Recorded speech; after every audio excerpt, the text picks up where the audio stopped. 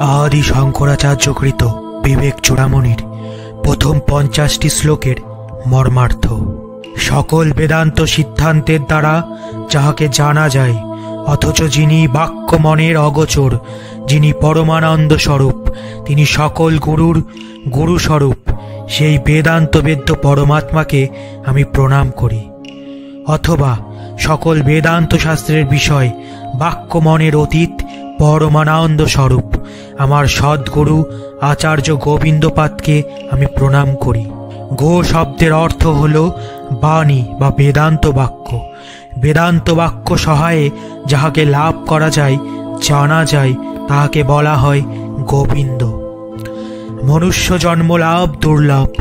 মনুষ্য জন্ম লাভ হইলেও পুরুষ দেহ প্রাপ্তি, পুরুষ দেহ পাইলেও ব্রাহ্মণ জাতিতে জন্মলাভ, ব্রাহ্মণ হইয়া জন্মিলেও বৈদিক ধর্মে নিষ্ঠা, ধর্মনিষ্ঠা থাকিলেও শাস্ত্রের মর্মজ্ঞান। জগতে এই সকলের পূর্বেরটি অপেক্ষা পরেরটি দুর্লভতর। শাস্ত্রজ্ঞ ব্যক্তির পক্ষেও আত্মানাত্ম বিচার দুর্লভ, স্বস্বরূপের অনুভূতি দুর্লভতর এবং ব্রহ্মের সহিত সর্বদা অভেদভাবে স্থিতি দুর্লভতম। শতকোটি জন্মে সুচারু রূপে নিষ্কাম পূর্ণ কর্মের অনুষ্ঠান ব্যতীত এই প্রকার মুক্তিলাভ সম্ভব হয় না। মনুষ্য জন্ম প্রাপ্তি, সংসার বন্ধন হইতে মুক্তিলাভের আগ্রহ এবং জ্ঞানী সদ্গুরুর আশ্রয় লাভ, এই তিনটি জগতে দুর্লভ। কেবলমাত্র ঈশ্বরের অনুগ্রহে এইগুলি পাওয়া সম্ভব হয়। কোনো পূর্বার্জিত পূর্ণকর্মের ফলে মানুষ জন্ম এবং সেই মানুষ জন্মে পুরুষ দেহ এবং বেদ বেদান্তে পাণ্ডিত্য লাভ করিয়াও যিনি নিজের মুক্তি লাভের জন্য যত্ন করেন না, সেই ব্যক্তি যথার্থই আত্মঘাতী। কেননা মিথ্যা বস্তুকে গ্রহণের ফলে তিনি নিজেকে বিনাশ করেন, অধোগতির পথে অগ্রসর হন। যাহারা আত্মভাবে ভাবিত হয়, তাহারা দেবতা, মনুষ্য বা আর যাহাই হোক না কেন অসুর পদবাচ্য। তাহাদের আবাসভূত লোকসমূহ অর্থাৎ বিভিন্ন জন্ম ও জীবন দৃষ্টি প্রতিরোধক অন্ধকারে আবৃত। যে সকল ব্যক্তি আত্মঘাতী, অবিদ্যা দ্বারা যাহারা সারা জীবন অভিভূত রহিল, বাঁচিয়া থাকিতে যাহাদের আত্মানুভূতি হইল না, মৃত্যুর পর তাহাদের অসুরদিগের লোকসমূহে গতি অর্থাৎ হীনজনিতে জন্ম হয়। এই জীবনেই যদি কেহ সত্য জানে, ব্রহ্মজ্ঞান লাভে সমর্থ হয়, তবে তাহার জীবন কৃতকৃত্য ধন্য হয়। আর এই জন্মে যিনি জ্ঞান লাভ না হয়, তো মহতি বিনাশপ্রাপ্তি বারংবার সংসার দুঃখ সে ভোগ করে। মুক্তি লাভে উদাসীন মানুষকে মূঢ় বলিয়া অভিহিত করার আরও কারণ বলিতেছেন। স্বার্থ সিদ্ধির জন্য সকলে পাগল, কিন্তু যথার্থ স্বার্থ কি, কোন উপায়ে তাহা সিদ্ধ হইতে পারে? যে বোঝে না সে নির্বোধ বই কি, আর কিছু নয়। দুর্লভ মানুষ জন্ম এবং পুরুষ দেহ লাভ করিয়াও যে ব্যক্তি নিজের যথার্থ স্বার্থ বুঝিতে না পারে, আলস্যের বশে নিজের মুক্তি সাধনে উৎসাহী না হয়, তাহার অপেক্ষা অধিক নির্বোধ ব্যক্তি জগতে আর কে আছে? ব্রহ্মের সহিত আত্মার ঐক্যানুভূতি মুক্তিলাভের একমাত্র উপায়। কোনো কর্মের দ্বারাই মুক্তিলাভ সম্ভব নয়। কেহ শাস্ত্রপাঠ ও বিচার করিতে পারেন, যজ্ঞাদি করিতে পারেন, শাস্ত্রবিহিত বিবিধ কর্মের অনুষ্ঠান করিতে পারেন, ইষ্ট দেবতার উপাসনা করিতে পারেন, কিন্তু ব্রহ্মজ্ঞান ব্যতীত এই সকল সাধনার দ্বারা যাহার শত ব্রহ্মার আয়ুষ্কালের মধ্যেও মুক্তিলাভ হইবে না। ব্রহ্মার আয়ু মানুষের হিসাবের 4032 কোটি বৎসরের ব্রহ্মার একদিন হয়। এইরূপ একদিন জগতের স্থিতিকাল। ব্রহ্মা এইরূপ একদিনের 100 বৎসর বাঁচিয়া থাকেন। ইহার পর মহাপ্রলয় হয়। মিথ্যের দ্বারা অমৃতত্ব লাভের আশা নাই। এই বাক্যের দ্বারা শ্রুতি কোনো কর্মের দ্বারা মুক্তিলাভ হয় না, এই কথা স্পষ্ট করিয়া বলিয়াছেন। ঋষি যাজ্ঞবল্ক্য সন্ন্যাস গ্রহণে ইচ্ছুক হইয়া শ্রীয় সম্পত্তি তাহার 2 পত্নী কাত্যায়নী ও মৈত্রেয়ীর মধ্যে বিভাগ করিয়া দিতে চাহিলেন। ঋষির অভিপ্রায় শুনিয়া মৈত্রেয়ী তাহাকে জিজ্ঞাসা করিলেন, হে ভগবান, ধন পরিপূর্ণ সমগ্র পৃথিবী যদি আমার হয়, তাহার দ্বারা আমি কি অমর হইতে পারিব? উত্তরে যাজ্ঞবল্ক্য বলিলেন, ধনী ব্যক্তিগণের জীবন যেমন হয়, তোমার জীবনও সেইরূপ ভোগপূর্ণ হইবে, কিন্তু বিত্তের দ্বারা অমরত্ব লাভের আশা নাই। অমৃতাস্য তু নাশাস্তি বিত্তে নাইতি। ইহা শুনিয়া মৈত্রেয়ী বলিলেন, যাহার দ্বারা আমি অমর হইব না, তাহা লইয়া আমি কি করিব?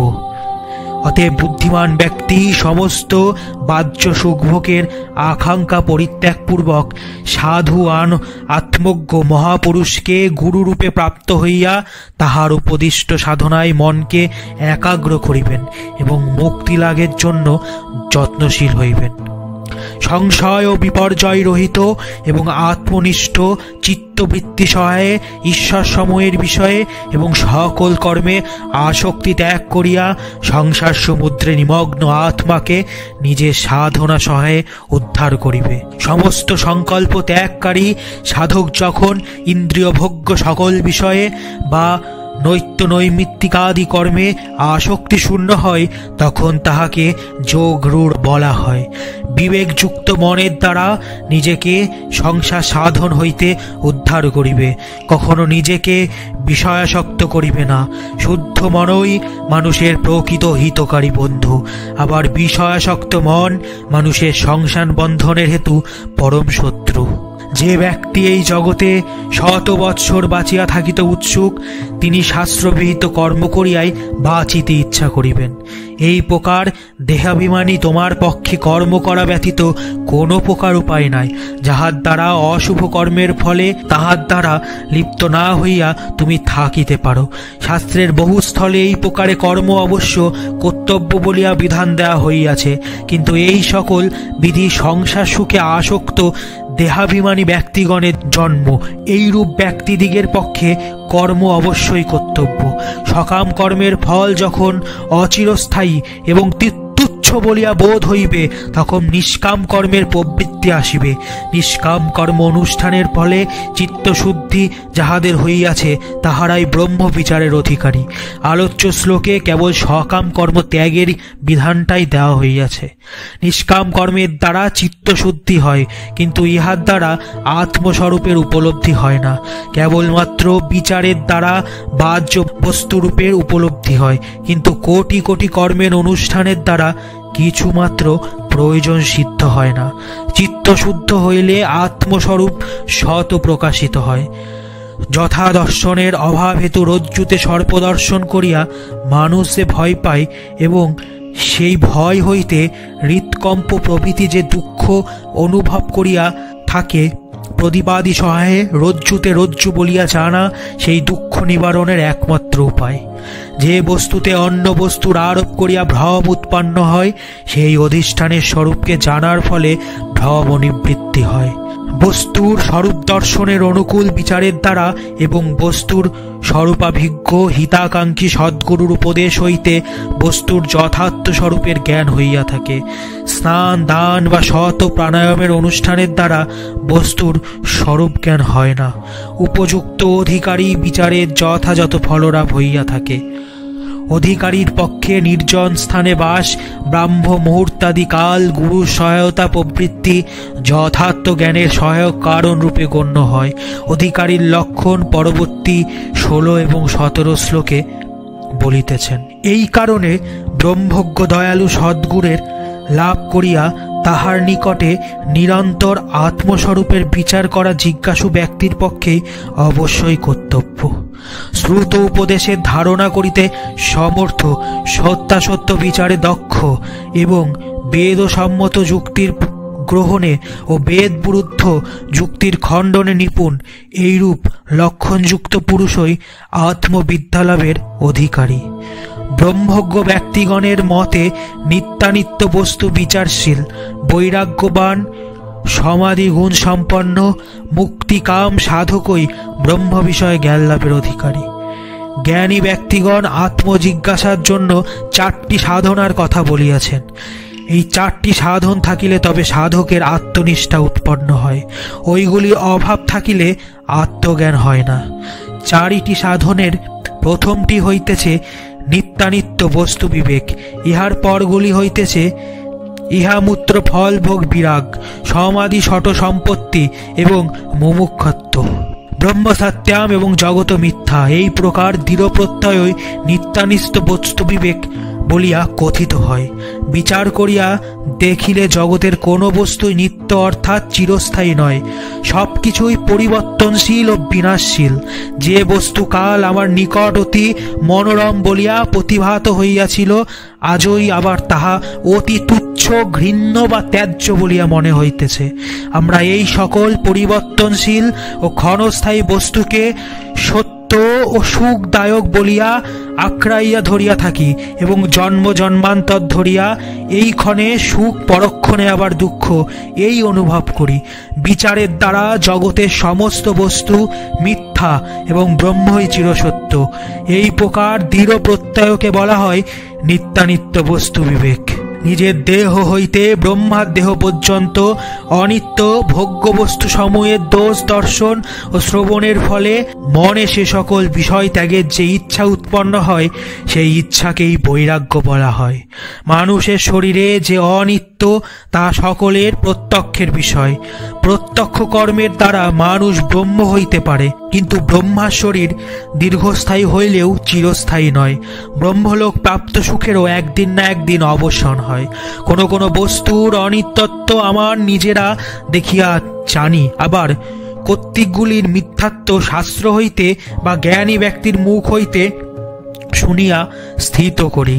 পুনঃ পুনঃ বিষয়ে দোষ ও দর্শনের দ্বারা বিষয়সমূহে বৈরাগ্য আসার ফলে মনের নিজের লক্ষ্য ব্রহ্মে যে স্থিতি, তাহাকে সম বলা হয়। জ্ঞানেন্দ্রিয় ও কর্মেন্দ্রিয় সমূহকে ভোগ্য বিষয়ে সকল হইতে সরাইয়া লইয়া ইন্দ্রিয় সমূহের নিজের নিজের স্থানে নিশ্চলভাবে রাখিয়া দেহকে দম বলা হয়। চিত্তবৃত্তি সমূহের বাহ্য বিষয়কারে পরিণত না হওয়ার অবস্থাকে উপরতি বলা হয়।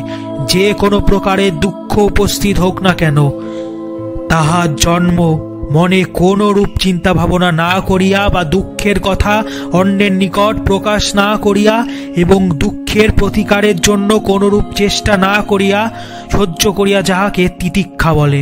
মানুষ আধ্যাত্মিক, আদি দৈবিক এবং আদি ভৌতিক এই তিন প্রকার দুঃখ ভোগ করে। শারীরিক ও মানসিক কষ্টভোগকে বলা হয় আধ্যাত্মিক দুঃখ। শীত, গ্রীষ্ম, রৌদ্র, বৃষ্টি, বায়ু প্রভৃতি হইতে প্রাপ্ত দুঃখকে আদি ভৌতিক এবং কোনো প্রাণী হইতে প্রাপ্ত দুঃখকে আদি ভৌতিক বলিয়া কথিত হয়। এই ত্রিবিধ দুঃখকে ত্রিতাপ বলা হয়।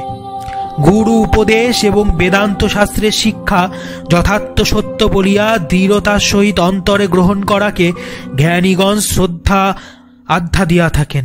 এই শ্রদ্ধার সহায়ে আত্মস্বরূপের উপলব্ধি হয়। সকল সময় সর্বপ্রকারে বুদ্ধিকে শুদ্ধ ব্রহ্মে লগ্ন করিয়া রাখাকে বলা হয় সমাধান। কৌতূহল বশে বেদান্ত তত্ত্বের আলোচনা করার ফলে মনে যে তৃপ্তি লাভ হইতে পারে, তাহাকে সমাধান বলা যায় না।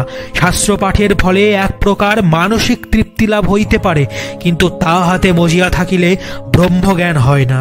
আত্মস্বরূপের উপলব্ধির সহায়ে অবিদ্যা হইতে উৎপন্ন সূক্ষ্ম অহংকার হইতে আরম্ভ হইয়া স্থূল দেহ পর্যন্ত সকল বন্ধন হইতে মুক্তি লাভের ইচ্ছা মুমুক্ষতা নামে অভিহিত হয়।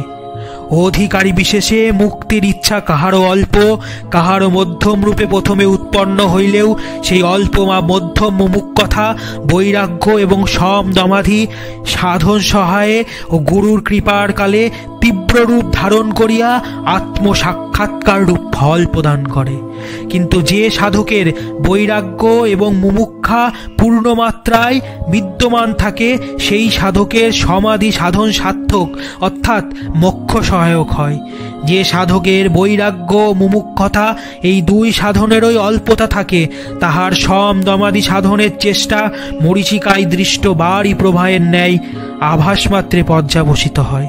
মরীচিকায় দৃষ্ট বাড়ি প্রবাহে মরুভূমিকে অতি অল্পমাত্র সিক্ত করিতে পারে না। সেই রূপ বৈরাগ্য এবং মুক্তি লাভের তীব্র আকাঙ্ক্ষা অন্তরে না থাকিলে সম দম প্রভৃতি সাধনা ভানমাত্রে পরিসমাপ্ত হয়। তাহাতে সাধকের কোনো আধ্যাত্মিক কল্যাণ হয় না। মোক্ষের সাধন সময়ের মধ্যে ভক্তি শ্রেষ্ঠ। নিজের স্বরূপ চিন্তন ভক্তি নামে অভিহিত হয়। কেহ কেহ বলেন আত্মার ও পরমাত্মার তত্ত্ব বিচারের নাম হলো ভক্তি।